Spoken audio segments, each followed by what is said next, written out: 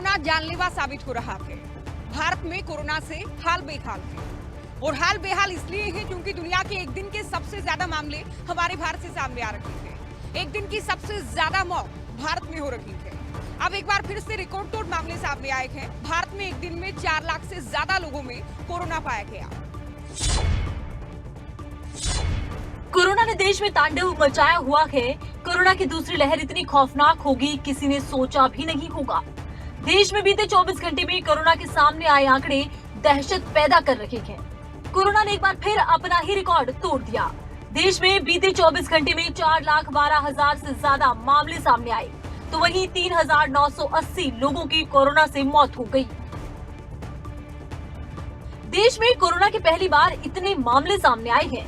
Corona के हालात इतने बेकाबू हो गए हैं, मानो इस अड़ियल कोरोना पर अब ब्रेक लगाना मुश्किल होगा।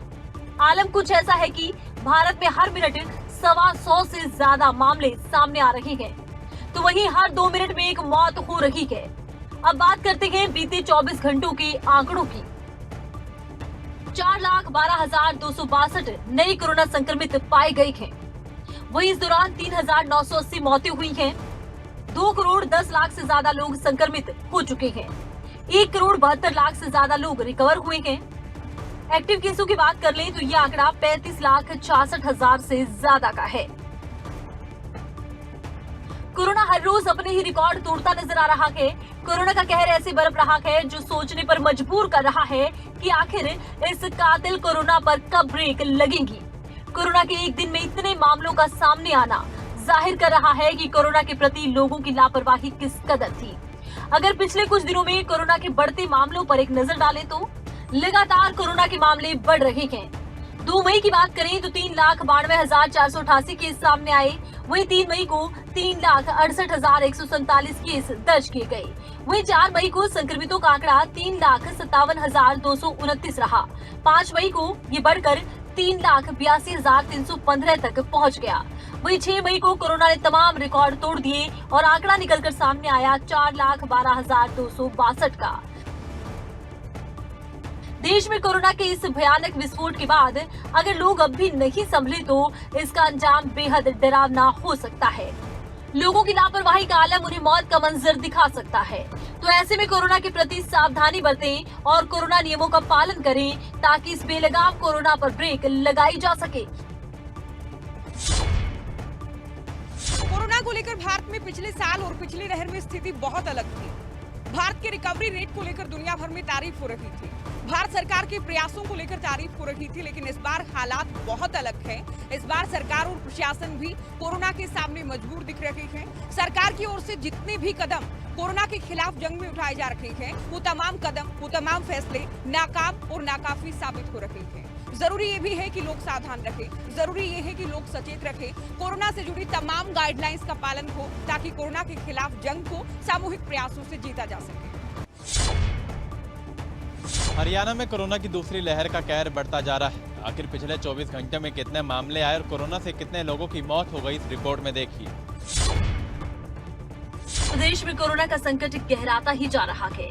आलम कुछ ऐसा है कि हर रोज कोरोना अपने ही रिकॉर्ड तोड़ रहा है। कोरोना का आंकड़ा इतनी तेजी से बढ़ रहा है, मानो बेलगाम कोरोना पर अब लगाम लगाना मुश्किल नजर आ रहा है। बीते 24 घंटे की बात करें तो प्रदेश में कोरोना के 15,416 नए मामले सामने आए। वहीं 188 लोगों की कोरोना से मौत हो गई। प्रदेश में कोरोना से मौतों का आंकड़ा भी अब थमने का नाम नहीं ले रहा। दिन ब दिन मौत का ग्राफ लगातार बढ़ रहा है और हैरानी की बात है कि जब प्रदेश में लॉकडाउन लगाया गया है, इसी दौरान मौत का आंकड़ा बढ़ रहा है। कोरोना के सामने आ रहे ये आंकड़े डरावने हैं। लोगों की कोरोना के प्रति लापरवाही किस कदर थी, इस बात का अंदाजा भी लगाया जा सकता है। ऐसे में सवाल यही है कि आखिर कोरोना की बुलेट रफ्तार पर लगाम लगे तो लगे कैसे। अब ये आंकड़े ही देख लीजिए जो लोगों की लापरवाही की सारी दास्तां बयां कर रहे हैं। 24 घंटे में 15,416 नए केस सामने आए और इस दौरान 181 मरीजों की मौत हो गई। रिकवरी रेट गिरकर 78.82% रह गया। एक्टिव केसों की संख्या बढ़कर 1 लाख के पार हो गई। अब तक 4,960 मरीजों की मौत हो चुकी है। वहीं बड़े शहरों के हालात ज्यादा खराब हैं। गुरुग्राम और फरीदाबाद कोरोना के हॉटस्पॉट बन गए हैं। गुरुग्राम में प्रदेश के सबसे ज्यादा केस सामने आ रहे हैं। 24 घंटे में 4,740 नए केस सामने आए। फरीदाबाद में 1,610 नए केस सामने आए। इन जिलों में 500 का आंकड़ा पार है। 5 जिले ऐसे हैं जहां कोरोना का आंकड़ा 500 के पार सामने आया। सोनीपत से सामने आए हैं 1,171 केस, हिसार से सामने आए 985 केस, करनाल से सामने आए 767 नए केस, पानीपत में 645 केस सामने आए हैं। सिरसा से 674 नए केस सामने आए हैं। वही बात अन्य जिलों की करें तो यहाँ पर भी हालात कुछ बहुत अच्छे नहीं है। जींद में 317 नए केस सामने आए हैं। अंबाला में 417 नए केस सामने आए हैं। वहीं यमुनानगर से 312 नए संक्रमित सामने आए हैं। फतेहाबाद में 311 केस सामने आए तो वहीं कुरुक्षेत्र से 318 नए संक्रमितों की पुष्टि हुई है। वहीं अगर बीते कुछ दिनों में कोरोना से मौतों के आंकड़े पर नजर डालें तो 1 मई को 125 मौतें हुई थी, 2 मई को यह आंकड़ा 145 का था, 3 मई को 140, 4 मई को 153 और 5 मई को 181। हरियाणा में कोरोना की रफ्तार अब और तेज हो गई है। कातिल कोरोना की बढ़ती स्पीड ने हर किसी की चिंताएं बढ़ा दी है। अगर कोरोना को जल्दी नहीं रोका गया, सावधानी नहीं बरती गई, लोगों ने लापरवाही बरतना बंद नहीं किया तो प्रदेश में कोरोना के मामलों में ऐसे ही इजाफा होता रहेगा। ऐसे में अब जरूरत है कि लोग अभी से संभल जाएं। क्या पता बाद में फिर हमें संभलने का मौका मिले भी या ना मिले। प्रदेश में कोरोना की दूसरी लहर का संकट गहराता ही जा रहा है। सरकार और प्रशासन तमाम प्रयास कर रहे हैं कि कोरोना की दूसरी लहर को रोका जा सके, जिसके चलते प्रदेश में लॉकडाउन भी लगाया गया है। लेकिन कोरोना के मामले हैं कि थमने का नाम ही नहीं ले रहे। ऐसे में जरूरी है कि लोग सतर्कता बरतें, कोरोना के नियमों का पालन करें। संपूर्ण लॉकडाउन का आज चौथा दिन है। पूरे हरियाणा में अलग अलग जिलों में पुलिस तैनात है। करनाल से हम आपको तस्वीरें दिखा रहे हैं। आप देख सकते हैं कि जो लोग संपूर्ण लॉकडाउन का पालन नहीं कर रहे हैं, उल्लंघन कर रहे हैं, उनके चालान काटे जा रहे हैं। हालांकि बाजार के अंदर आवाजाही लगातार बनी हुई है। प्रशासन की तरफ से कुछ ज़रूरी सामान की दुकानें खोली गई हैं, लेकिन उसके बावजूद लोग लगातार अपने वाहनों पर, चाहे बाइक हो, गाड़ी हो, उस पर मार्केट के अंदर आते हुए नज़र आ रहे हैं। ये करनाल का सब्जी मंडी चौक है। यहाँ पर आप देख सकते हैं कि चारों तरफ नाके हैं, पुलिस तैनात है। जो गाड़ियाँ आ रही हैं उनसे रोककर पूछा जा रहा है कि आप कहाँ जा रहे हैं, लेकिन मार्केट के अंदर जो भीड़ है, आवाजाही है, वो लगातार बनी हुई है। अगर किसी व्यक्ति का कोई ठोस कारण नहीं होता मार्केट में निकलने का तो फिर उसके चालान काटे जाते हैं। लगातार मामले बढ़ रहे हैं। करनाल के जो एसपी हैं गंगाराम सिंधिया और डीसी निशांत यादव, वो लगातार मार्केट का भी दौरा करते हैं। हाईवे पर जो ढाबे खुले हुए हैं उनका भी दौरा किया, वहाँ पर भी उनकी तरफ से चालान काटे गए। प्रशासन लगातार समझाने का प्रयास कर रहा है कि बाजार में ना निकलें, क्योंकि अगर कोरोना संक्रमण की चेन नहीं टूटती है तो सरकार की तरफ से आने वाले दिनों में संपूर्ण लॉकडाउन को और बढ़ा दिया जाएगा। इसलिए जो प्रशासन है वो जनता से अपील कर रहा है कि कोरोना से जुड़े हुए तमाम नियमों का पालन किया जाए ताकि कोरोना संक्रमण की चेन को तोड़ा जा सके। करनाल से खबरें अभी तक के लिए हिमांशु नारंग। कोरोना की रफ्तार लगातार बढ़ती जा रही है। बात करें पलवल की तो पलवल में भी लगातार जो 24 घंटे में 161 मामले सामने आए हैं, 5 लोगों की मौत हुई है। अब एक्टिव केसों की संख्या 666 हो गई है। इसी बीच लगातार लॉकडाउन का आज चौथा दिन है। पुलिस यहाँ पर सख्ती दिखा रही है। लॉकडाउन का उल्लंघन करने वालों के खिलाफ नियम 188 की कार्रवाई की जा रही है। बिना वजह जो घर से बाहर निकल रहे हैं उनके चालान काटे जा रहे हैं। जो मास्क नहीं पहन रहे हैं उनके भी चालान किए जा रहे हैं। मैं आपको बता दूँ कि जब से लॉकडाउन लगा है उसके बाद तुरंत जो मार्केट है पूरी तरह से बंद है, लेकिन फिर भी बेवजह जो सड़कों पर लोग दिखाई दे रहे हैं। पुलिस उसकी गाड़ियों को रोक रही है, कारण पूछे जा रहे हैं। जिनके पास परमिशन नहीं है उनके खिलाफ कार्रवाई की जा रही है।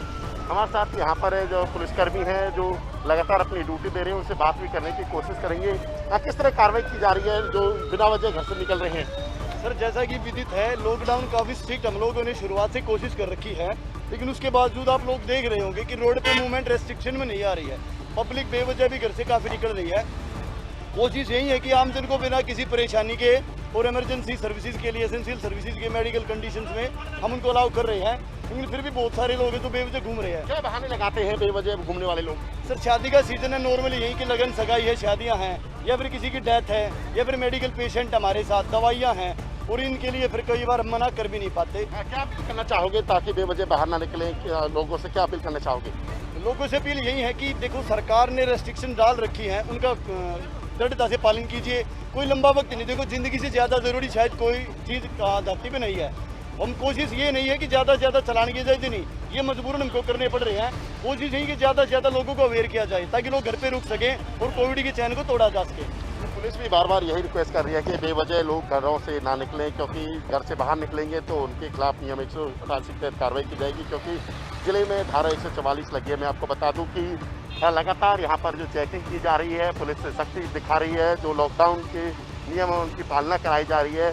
जिनके पास परमिशन नहीं है या बेवजह निकल रहे हैं उनके खिलाफ कार्रवाई की जा रही है। पुलिस की भी यही अपील है कि लोग घरों में रहें, सुरक्षित रहें, मास्क पहने, सोशल डिस्टेंसिंग का पालन करें। बार बार स्वास्थ्य विभाग भी यही अपील कर रहा है, क्योंकि बढ़ते कोरोना संक्रमण को इसी जो कोविड-19 के जो नियम हैं उनका पालन करने से ही रोका जा सकता है। लॉकडाउन भी सरकार ने लगाया हुआ है ताकि कोरोना की चेन को तोड़ा जा सके। यदि इस तरह लोग लापरवाही बरतेंगे, लॉकडाउन के नियमों का पालन नहीं करेंगे, तो हो सकता है सरकार आने वाले दिनों में फिर से लॉकडाउन की अवधि को बढ़ाए। पलवल से दिनेश कुमार, खबरें अभी तक। हरियाणा में कोरोना के बढ़ते मामलों को लेकर हरियाणा सरकार द्वारा 7 दिन का लॉकडाउन लगाने का ऐलान किया गया है। उसके बाद आज लॉकडाउन का चौथा दिन है। आप देख सकते हैं हम इस वक्त पंचकुला के मायरी चौक पर खड़े हैं, जहां पर सबसे व्यस्त चौक ये माना जाता है, और इस समय भी जो है कई वाहन सड़कों पर चल रहे हैं। जिस प्रकार से पंचकुला के उपायुक्त द्वारा ये आदेश दिए गए थे कि बिना ई पास के कोई भी वाहन सड़क पर नहीं चलेगा, ना ही पैदल चल पाएगा, लेकिन उसके बावजूद भी सड़कों पर इतने वाहन चल रहे हैं जिनकी कोई भी चेकिंग जो है नहीं की जा रही है। वहीं प्रशासन द्वारा कोरोना के मामलों में कटौती लाने के लिए जिस प्रकार से लगातार मीटिंगों का दौर चल रहा है, और साथ ही सभी अधिकारियों को दिशा निर्देश दिए गए हैं कि लॉकडाउन की जो है सख्ती से पालना की जाए। जहां पंचकुला पुलिस कई जगह पर नाकाबंदी करके चेकिंग कर रही है। देर रात्रि भी जो है नाकाबंदी की गई थी, और उस दौरान जो है पंचकुला के डीसीपी मोहित हांडा द्वारा जो है चेकिंग भी की गई थी। लेकिन सुबह का समय है, आप देख सकते हैं कि किस प्रकार से सड़क पर वाहनों की जो है लंबी कतारें देखने को मिल रही हैं, लेकिन किसी प्रकार से कोई चेकिंग नहीं की जा रही है कि ये लोग ज़रूरी कार्य से जा रहे हैं या फिर बिना काम के जो है सड़कों पर घूम रहे हैं। किसी प्रकार से कोई भी चेकिंग देखने को नहीं मिल रही है। अब देखना ये होगा कि ऐसे में जो है पंचकुला प्रशासन कोरोना के बढ़ते मामलों में कैसे कमी लाएगी। पंचकुला से खबरें अभी तक के लिए तारा ठाकुर। एक तरफ कोरोना का कहर जारी है, वहीं कोरोना को लेकर लोगों की लापरवाही बढ़ती जा रही है। ऐसा ही एक मंजर सिरसा में देखने को मिला। देखिए ये रिपोर्ट। प्रदेश में कोरोना संक्रमण तेजी से फैल रहा है। एक तरफ तो कोरोना हर रोज अपने ही रिकॉर्ड तोड़ रहा है, मौत का आंकड़ा भी तेजी से बढ़ रहा है। वहीं दूसरी तरफ आप तस्वीरों में देख सकते हैं कि कोरोना के प्रति लोगों की लापरवाही किस हद तक है। कोरोना के हालात बेकाबू हैं। आलम यह है कि प्रदेश पूरी तरह से बंद है। 1 हफ्ते का लॉकडाउन लगाया गया। सरकार और प्रशासन पूरे प्रयास कर रहे हैं लोगों को कोरोना के प्रति जागरूक करने के लिए, नियमों का पालन करवाने के लिए, लेकिन लोगों की लापरवाही थमने का नाम नहीं ले रही। ये तस्वीरें सिरसा जिले की हैं। एक और तो जिले में लॉकडाउन है, तो वहीं निजी बस संचालकों की मनमर्जी जारी है। बस में भर भर कर सवारियां बैठाई जा रही हैं। लॉकडाउन के नियमों की सरेआम धज्जियां उड़ाई जा रही हैं। बस संचालकों को तो छोड़िए, लोगों में भी अपनी जान को लेकर कोई परवाह नहीं है। सवारियों को सामान की तरह भरा जा रहा है। इस बस को देखकर ये नहीं लगता कि कोरोना महामारी जैसी कोई बीमारी भी है। वहीं जब आरटीए विभाग को मामले की जानकारी मिली तो विभाग तुरंत एक्शन मोड में आ गया और बस का पीछा कर सिरसा के दिल्ली पुल पर रुकवाया गया और विभाग के अधिकारियों ने बस को इम्पाउंड कर दिया। ये सरसा से बिहार जा रही थी गाड़ी, दिल्ली पुल के पास पकड़ी। इसके चालान हो गया, इम्पाउंड कर दिया गाड़ी को। इसके अंदर जो फालतू सवारियाँ थी उसका चालान हो गया, 37 सवारियाँ फालतू। उनके ऊपर भी कार्रवाई होगी, जो मिलेगी सेध में आएगी। फालतू सवारी है उसका चालान होगा। कोरोना की दूसरी लहर लगातार कहर बरपा रही है, लेकिन लोग लापरवाह हैं। ऐसे में लोगों को चिंता करने की जरूरत है और लापरवाही दूर करने की जरूरत है, ताकि कोरोना के बढ़ते मामलों को रोका जा सके। कृषि कानूनों के विरोध में किसानों का आंदोलन अभी भी जारी है।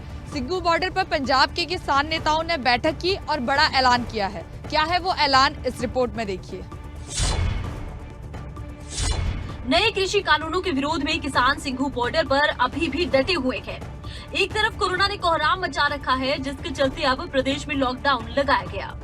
इसी कड़ी में पंजाब की 32 यूनियन के नेताओं ने बैठक की और इस दौरान किसानों ने लॉकडाउन के विरोध का फैसला लिया। किसान नेताओं ने लॉकडाउन के विरोध में 8 मई को पूरे पंजाब में बाजार खुलवाने का फैसला लिया। साथ ही 10 और 12 मई को बड़ी संख्या में सभी किसानों को सिंघू बॉर्डर पर पहुंचने की अपील की। किसानों का कहना है कि लॉकडाउन के आड़ में सरकार लोगों को बेघर करना चाह रही है। पंजाब ਦੀਆਂ ਜਥੇਬੰਦੀਆਂ ਨੇ फैसला ਕੀਤਾ है तो ਅਸੀਂ ਸਰਕਾਰ ਦੀ ਇਸ लॉकडाउन ਦੀ ਪਾਲਿਸੀ ਦਾ ਡਟ ਕੇ ਵਿਰੋਧ ਕਰਾਂਗੇ। 8 ਤਾਰੀਖ ਨੂੰ ਜਿੰਨੇ ਸਾਡੇ ਫੀਲਡ ਵਿੱਚ ਸਾਡੇ ਵਰਕਰ ਨੇ ਉਹ ਲੋਕਾਂ ਨੂੰ ਨਾਲ ਲੈ ਕੇ ਕਹਿਣਗੇ ਵੀ ਆਪਣੀਆਂ ਦੁਕਾਨਾਂ ਖੋਲੋ, ਸਰਕਾਰ ਦੇ ਇਸ लॉकडाउन ਦੀ ਬਿਲਕੁਲ ਪਰਵਾਹ ਨਾ ਕਰੋ, ਥਾਂ ਇਕੱਠੇ ਹੋ ਕੇ ਧਰਨੇ ਮੁਜ਼ਾਹਰੇ ਕਰੋ ਔਰ ਸਰਕਾਰ ਨੂੰ ਕਹੋ ਕਿ ਉਹ ਇਸ ਬਿਮਾਰੀ ਨਾਲ ਲੜਨ ਲਈ ਜਿਹੜੀਆਂ दवाइयां या सहूलतां चाहिए वो प्रोवाइड करे, लोगों का रोजगार ना खोए। किसान नेता बलदेव सिंह निहालगढ़ ने कहा कि किसानों के धरने हमेशा मजबूत रहेंगे। कटाई का सीजन खत्म हो गया है, अब अलग अलग जत्थों में किसान दिल्ली की तरफ रवाना होंगे। ਕਿ ਕਿਸਾਨਾਂ ਮਜ਼ਦੂਰਾਂ ਨੂੰ ਤੇ ਹੋਰ ਸਾਰੇ ਅੰਦੋਲਨ ਦੇ ਹਿਤੈਸ਼ੀ ਜਾਂ ਇਹਦੀ ਮਾਰ ਝੱਲਣ ਵਾਲੇ ਲੋਕ ਨੇ, ਉਹਨਾਂ ਸਾਰਿਆਂ ਨੂੰ ਅਸੀਂ ਇਹ ਬੇਨਤੀ ਕੀਤੀ ਹੈ ਅੱਜ ਸਾਡੇ ਇਸ ਜਿਹੜੀ ਮੀਟਿੰਗ ਰਾਹੀਂ ਆਪਦੇ ਮੀਡੀਆ ਰਾਹੀਂ ਕਿ ਉਹ ਹੁਣ ਆ ਕੇ ਮੋਰਚੇ ਦੇ ਵਿੱਚ ਵੱਡੀ ਗਿਣਤੀ ਦੇ ਵਿੱਚ ਆਉਣ ਤੇ ਆ ਕੇ ਮੋਰਚੇ ਦੀਆਂ ਜਿਹੜੀਆਂ ਚਹਿਲ ਪਹਿਲ ਦੀਆਂ ਉਹਨਾਂ ਨੂੰ ਬਹੁਤ ਵਧਾਉਣ, ਕਿਉਂਕਿ ਅਸੀਂ ਸਾਡਾ ਮੋਰਚਾ ਪਿਛਲੇ ਦਿਨ ਇੱਥੋਂ ਕਮਜ਼ੋਰ ਨਹੀਂ ਹੋਇਆ, ਪਰ ਅਸੀਂ ਚਾਹੁੰਦੇ ਹਾਂ ਕਿ ਇਹਦੇ ਵਿੱਚ ਬਹੁਤ ਵੱਡਾ ਜਿਹੜਾ ਵਾਧਾ ਕੀਤਾ ਜਾ ਸਕੇ ਤਾਂ ਕਿ ਸਰਕਾਰ ਤੇ ਦਬਾਅ ਬਣਾਇਆ ਜਾ ਸਕੇ। ਜਿਸ ਸਥਿਤੀ ਦੇ ਵਿੱਚ ਫੁੱਟਬੈਕ ਤੇ ਅੱਜ ਚੋਣਾਂ ਤੋਂ ਬਾਅਦ ਸਰਕਾਰ ਚਲੀ ਗਈ ਹੈ, ਹੋਰ ਬਹੁਤ ਸਾਰੇ ਮਸਲਿਆਂ ਤੇ ਸਰਕਾਰ ਪੂਰੀ ਤਰ੍ਹਾਂ ਪਿੱਟ ਚੁੱਕੀ ਹੈ। ਹੁਣ ਇੱਕ ਕੋਰੋਨਾ ਦੀ ਆੜ ਲੈ ਕੇ ਉਹ ਕਿਤੇ ਸਾਡੇ ਤੇ ਕੋਈ ਅੰਦੋਲਨ ਨੂੰ ਕਮਜ਼ੋਰ ਕਰਨ ਵਾਸਤੇ ਕੋਈ ਵਾਰ ਨਾ ਕਰ ਸਕੇ। वहीं किसानों का कहना है कि किसान सरकार से बातचीत के लिए हमेशा तैयार हैं और पूरी तरह से आशावादी हैं, लेकिन सरकार किसानों को बदनाम करना बंद करे और साफ नीयत से बातचीत करे। ਅਸੀਂ ਤਾਂ ਗੱਲਬਾਤ ਲਈ ਸਦਾ ਹੀ ਆਸਬੰਦ ਰਹੇ ਹਾਂ ਔਰ ਅੱਗੇ ਵਾਸਤੇ ਵੀ ਹਾਂ ਔਰ ਅਸੀਂ ਜੋ ਹੁਣ ਤੁਹਾਡੇ ਨਾਲ ਬਾਤਚੀਤ ਕੀਤੀ ਹੈ ਉਹਦੇ ਤੋਂ ਵੀ ਪਤਾ ਲੱਗਦਾ ਹੈ ਕਿ ਸਰਕਾਰ ਜਿਹੜੀ ਹੈ ਉਹ ਗੱਲਬਾਤ ਕਰਨ ਦੇ ਮੂਡ 'ਚ ਸ਼ਾਇਦ ਨਹੀਂ, ਜ਼ਿਆਦਾਤਰ ਉਹ ਕੋਰੋਨਾ ਵਾਲੇ ਪਾਸੇ ਜਿਹੜੀਆਂ ਖਬਰਾਂ ਨੇ ਉਹਨਾਂ ਨੂੰ ਜ਼ਿਆਦਾ ਫੈਲਾ ਰਹੀ ਹੈ ਸਾਰੇ ਹਿੰਦੁਸਤਾਨ ਪੱਧਰ ਤੇ। किसान अपनी मांगों को लेकर लगातार बॉर्डर पर डटे हुए हैं। ऐसे में अब किसान सरकार के लॉकडाउन के फैसले का भी विरोध करने की तैयारी में है। कोरोना वायरस की दूसरी वेव अपने पीक पर है। संक्रमण ने मानो देश की रफ्तार पर ब्रेक सी लगा दी है, लेकिन ये घातक विषाणु है कि मानने को तैयार नहीं है। ऐसे में कोरोना के प्रभाव को देखते हुए चुनाव आयोग ने बड़ा फैसला लिया है। देखिए ये रिपोर्ट। साल 2021 में कोरोना काल के बीच 5 राज्यों के विधानसभा चुनाव हुए। जैसे जैसे कोरोना की रफ्तार बढ़ती गई, इन राज्यों में चुनावी माहौल बनता गया। कोर्ट ने चुनाव आयोग को फटकार लगाई, लेकिन चुनाव आयोग ने वोटिंग के फेज में कोई बदलाव नहीं किया। इसी बीच चुनाव आयोग की जमकर किरकिरी हुई, लेकिन अब चुनाव आयोग ने इन चुनावों से सबक लेकर आगामी 3 लोकसभा और 8 विधानसभा सीटों पर होने वाले उपचुनाव को टाल दिया। ये उपचुनाव तब तक नहीं होंगे जब तक देश इस महामारी से पार नहीं पाता। मध्य प्रदेश के खंडवा, हिमाचल के मंडी और दादर नगर हवेली सीट पर लोकसभा के उपचुनाव को आगे खिसका दिया गया। इसके साथ ही 8 विधानसभा सीटों पर चुनाव होने थे। ये उपचुनाव थे। राजस्थान के वल्लभनगर, हरियाणा की कालका और एलनाबाद सीट पर होने वाले उपचुनाव को भी आगामी फैसले तक स्थगित कर दिया गया। कर्नाटक के सिंदगी, आंध्र प्रदेश की बड़वेल, हिमाचल के फतेहपुर और मेघालय के राजावाला और मोरिंगेंग सीट पर होने वाले उपचुनाव भी कोरोना की मार के चलते टाल दिए गए। हरियाणा की नजर से देखा जाए तो एलनाबाद सीट पर अभय चौटाला के इस्तीफे के बाद ये सीट खाली है और कालका, जो कांग्रेस के पाले में थी, उस समय के विधायक प्रदीप चौधरी पर हिमाचल की नालागढ़ कोर्ट ने एक केस में 3 साल की सजा का ऐलान किया, जिसके बाद से ये सीट खाली है। हालांकि प्रदीप चौधरी की सदस्यता पर अंतिम फैसला विधानसभा स्पीकर को करना है। हिमाचल के फतेहपुर विधानसभा सीट पर कांग्रेस विधायक सुजान सिंह पठानिया के निधन और मंडी से लोकसभा सीट से सांसद रहे रामस्वरूप शर्मा के देहांत के बाद ये दोनों सीटें खाली हैं। ऐसे में चुनाव आयोग को इन सभी जगहों पर उपचुनाव करवाना है, लेकिन कोरोना की वजह से फिलहाल इन चुनावों को आगे के लिए बढ़ा दिया गया है। हालांकि चुनाव आयोग के इस फैसले से किसी को कोई ऐतराज नहीं होगा, क्योंकि कोरोना से हालात कुछ ऐसे बन पड़े हैं कि फिलहाल चुनाव करवाने की इजाजत मिलना मुश्किल ही नजर आ रही है। बहरहाल बढ़ते कोरोना को देखते हुए चुनावों को आगे के लिए बढ़ा दिया गया है। देश में कोरोना के बढ़ते संक्रमण के चलते हालात बद से बदतर होते जा रहे हैं। ऐसे में चुनाव आयोग की ओर से लिए गए इस फैसले से किसी को ऐतराज भी नहीं होगा। पश्चिम बंगाल में विधानसभा चुनावों के नतीजों के बाद हुई हिंसक घटनाओं में कई लोगों ने अपनी जान गंवाई। बीजेपी ने टीएमसी पर सीधे सीधे आरोप लगाए हैं, जिसके बाद बीजेपी ने अलग अलग राज्यों के साथ हरियाणा राज्य में भी टीएमसी के खिलाफ धरना प्रदर्शन कर मोर्चा खोल दिया है। पश्चिम बंगाल में विधानसभा चुनाव के नतीजों के बाद जो हिंसक घटनाएं हो रही हैं, उनमें कई लोगों ने अपनी जान गंवा दी है। जहां एक तरफ बीजेपी ने सीधे टीएमसी पर आरोप लगाए, तो दूसरी तरफ टीएमसी ने भी बीजेपी पर हिंसात्मक घटनाओं को बढ़ावा देने के आरोप लगाए हैं। ऐसे में बीजेपी ने अलग अलग राज्यों में विरोध जताया। हरियाणा में भी विरोध प्रदर्शन कर टीएमसी के खिलाफ मोर्चा खोला गया। करनाल में जिला सचिवालय के बाहर बीजेपी के 5 नेता इकट्ठे हुए और धरना देकर अपनी आवाज बुलंद की। इस धरने में सांसद संजय भाटिया भी शामिल हुए। उन्होंने पश्चिम बंगाल में हुई हिंसा की निंदा की और कार्रवाई की मांग की। क्या पश्चिम बंगाल में जिस तरह की चुनाव परिणाम आने के बाद तृणमूल कांग्रेस के गुंडों ने जिस तरह राजनीतिक तौर पर निशाना बनाते हुए भारतीय जनता पार्टी के और राष्ट्रीय स्वयंसेवक संघ के कार्यकर्ताओं को निशाना बनाया, उसके लिए हम घोर निंदा करते हैं। उनके घरों को जलाया गया, उनको जान से मारा गया, उसकी विरोध में आज यहाँ पर धरना दिया। अंबाला में भी भाजपा विधायक असीम गोयल ने ममता बनर्जी पर गंभीर आरोप लगाए। जिस प्रकार से ममता जी ने चुनाव जीतने के बाद उनके गुंडों ने बंगाल के अंदर सोनार बंगला बनाने की बजाय जो खूनी बंगाल बनाने का काम किया है और जो एक हत्याओं का खेल चालू किया, खेला हो गया जो उन्होंने कहा था, उसके विरोध के अंदर आज पूरे देश भर के अंदर हमारे राष्ट्रीय अध्यक्ष जगत प्रकाश नड्डा जी के निर्देशों के ऊपर 5 लोग जिला मुख्यालयों के ऊपर धरना दे रहे हैं। इसी कड़ी में आज हम अम्बाला में सब 5 लोग बैठे हैं। तो वहीं पंचकुला में केंद्रीय राज्य जल शक्ति मंत्री रतनलाल कटारिया की अध्यक्षता में पश्चिम बंगाल हिंसा को लेकर धरना दिया गया। देखिए, लोकतंत्र के अंदर जीत हार चलती रहती है। ममता जी की जीत हुई है। जनता ने जो विश्वास व्यक्त किया है, उनको उस विश्वास के अनुसार जनता की सेवा करनी चाहिए। लेकिन ममता जी ने उल्टा हिंसा का तांडव पश्चिम बंगाल में शुरू कर दिया। भारतीय जनता पार्टी के कार्यकर्ताओं की हत्याएं शुरू कर दी। यमुनानगर में विधायक घनश्याम दास अरोड़ा ने कहा कि पश्चिम बंगाल में चुनाव में और चुनाव के बाद लोकतंत्र की हत्या की जा रही है। ऐसे बंगाल में चुनाव में और चुनाव के बाद भी लोकतंत्र की हत्या की जा रही है। उसके विरोध में सारे भारतवर्ष में आज भारतीय जनता पार्टी धरना प्रदर्शन कर रही है।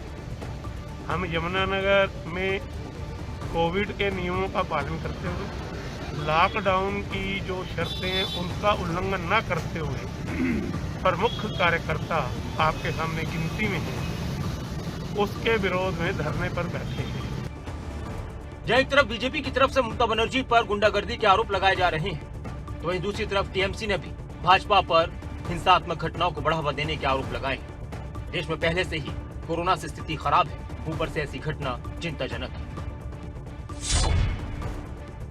जहां एक तरफ बीजेपी ने ममता बनर्जी पर गुंडागर्दी के आरोप लगाए हैं, तो वहीं दूसरी तरफ टीएमसी ने भी बीजेपी पर हिंसात्मक घटनाओं को बढ़ावा देने के आरोप लगाए हैं। इस समय देश में कोरोना से स्थिति खराब है और ऊपर से ऐसी घटनाएं काफी चिंताजनक हैं।